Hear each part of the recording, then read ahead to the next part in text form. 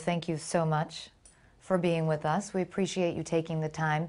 Let's start by talking about how you left Syria and what prompted you to leave Syria. I was arrested several times, but the last time there was a huge explosion in the area where I used to be, and I received information that they intended to arrest me yet again. So I just left. That was about a month after I went out of prison, and I went to Cairo. So let's talk about this new coalition. Expectations are very high about what you can deliver. And I'm just wondering, how is this coalition different from the Syrian National Council? The National Coalition for the Syrian Revolutionary and Opposition Forces takes in the Syrian National Council and many other opposition groups. The Syrian people has been looking forward to the unification of the opposition forces. The creation of this coalition has sparked a lot of optimism. This optimism has also been reflected on the local and international levels. One of the main concerns about the Syrian National Council was that it was not representative of all of the different sects within Syria. Does your coalition represent all of the different minorities inside Syria? The National Coalition for the Syrian Revolutionary and Opposition Forces is not a parliament. It is a revolutionary assembly that aims to topple the regime. Its internal system allows it to be open to subscriptions by the various opposition forces according to certain procedures. The coalition takes in a wide number of Syrian opposition groups, revolutionary, civilian, and military ones. And there are currently dozens of demands submitted by various groups to enter into the coalition. And we welcome everybody on board. I'm just wondering, what do you say to those communities who perhaps would be willing to turn against the regime, but who are fearful of what will happen to them afterwards? The Syrian social fabric is tightly woven, and this gives assurance to its various components. This is our main asset in reassuring the brothers from the other components. But in truth, there is no components. There is only one Syrian people. In many of the areas that have already been liberated, the people who were not necessarily in favor of the revolution were not harmed. People only hate the men who harm, arrest, and kill them. It's not a sin for anybody to be born in this or that faith, or to have different cultural backgrounds. The Syrian social fabric is our main guarantee. The Free Syrian Army is another guarantee. Yesterday, they reached an advanced level towards its unification and announced the formation of the Supreme Military Council. This council has pledged to take all necessary measures to guarantee the safeguard of human rights, and also pledged to protect the entire Syrian people and defend its various communities.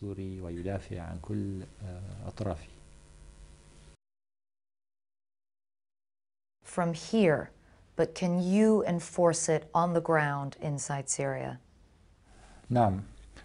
Yes, there are areas that I would confidently say are safe areas. All individuals living in these areas are well and safe. It's the regime that's tried using every possible manner to stir sectarian strife. Until now, it has mostly failed. The awareness of the Syrian people will thwart the other issues that haven't risen to the surface yet. Does the coalition speak frequently with rebel commanders inside Syria? Frankly speaking, communication with the commanders inside Syria is not as we would have hoped for it to be. But our relationship is strong. We are in contact with them. Yesterday, I phoned the Free Syrian Army's Chief of Staff and congratulated him on this step that they've taken, and which was very important for the Syrian people.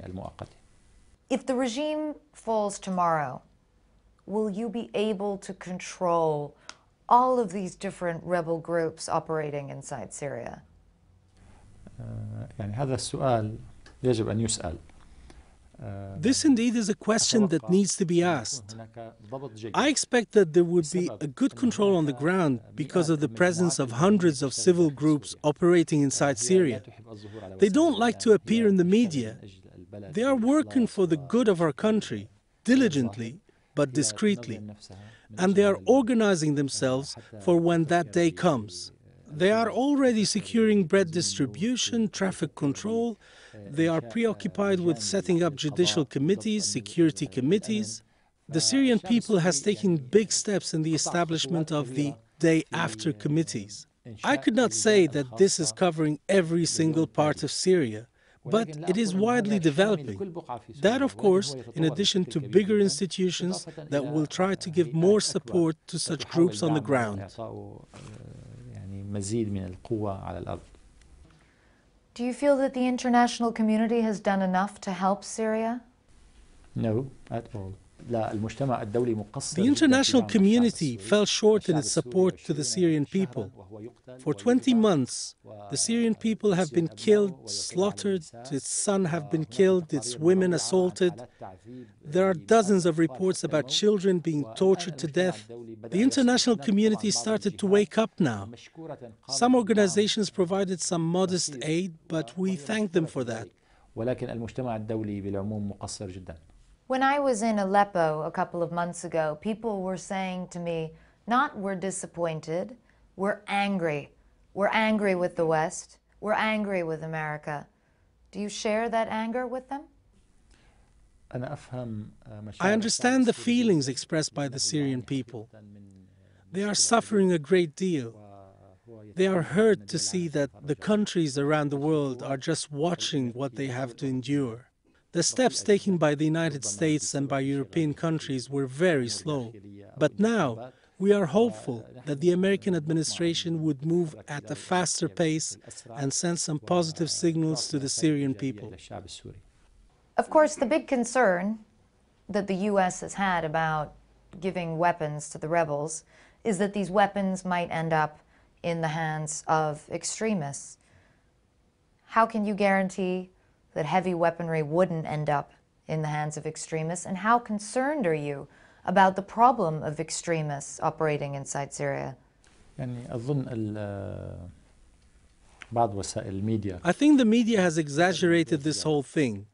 The Syrian people has been dying for 20 months. Should we leave it to die? We should try to look at positives and negatives. None of the groups operating inside Syria now has expressed a negative stance towards the West, nor did they say that they would undertake acts that threatens the security of any countries. We respect all what ensures the security of the international community, but this issue is highly exaggerated. There are many groups with clear objectives and only aim to protect the Syrian people. These could be provided with arms so that they would not be subject to the bombardment of the regime, especially in the liberated areas that are continuously being pounded by Syrian warplanes without having any means to defend themselves. Let's talk briefly about the situation on the ground in Syria. Do you believe that the regime is close to falling? The regime is being weakened, and the revolutionaries on the ground are getting stronger. The morale of the people who rebelled against the injustice is getting higher. The regime could fall. That might depend on some of its own elements, defections, other cracks. But in any case, the regime is nearing its end. We don't want this to take long so that the Syrian people wouldn't have to pay even more with their blood. Would you like to be the president of Syria? I am not thinking about that now.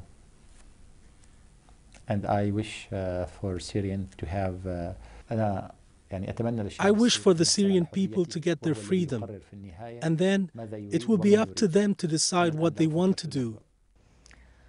What does it mean to be recognized by the U.S.?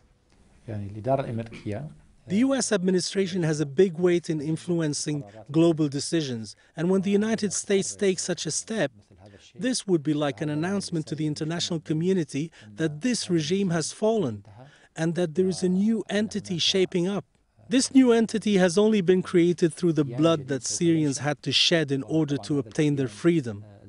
But a step like that would pull the rug from under the regime, and on all levels, politically, economically, and militarily. سحب البساط من تحت أرجل النظام على كل الصعد السياسية والاقتصادية والعسكرية. Do you think it's an important step, or do you see it as too little, too late? لا هي خطوة هامة. No, it's an important step. It is much anticipated, and it would have a huge impact in holding back this regime. عند حدوده.